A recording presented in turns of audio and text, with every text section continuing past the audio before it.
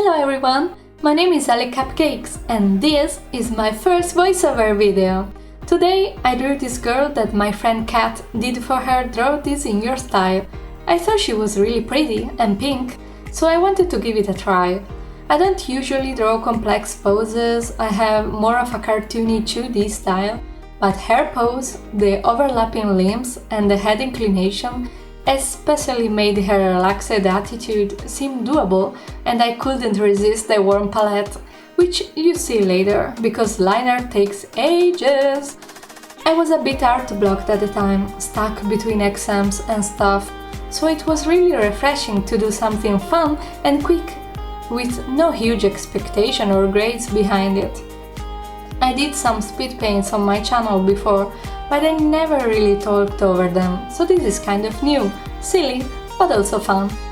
There is something about line art that is really relaxing, like if I get in the zone I could line for hours and hours, and sometimes on Instagram I search for people line arting in their stories, because there is something so cool about seeing the pen's light on the paper. Back on the drawing, one main reason of why I record my drawings, besides sharing it with you, it's because sometimes I go back watching a drawing I did and I'm like, oh cool, how did I do that? And try to figure it out by the speed paints. And then I'm like, whoa, that was a really interesting change in my style. And never do it again. Happens way too often, but truth is that I haven't truly figured out the nooks and crannies of my style yet, and I want to share my journey with you and make memes along the way. I really like this character palette. Pink is one of my favorite colors, and coloring has always been my most enjoyable part of the process, because I get to experiment and get creative with shadows and lights in a way that comes natural to my eyes.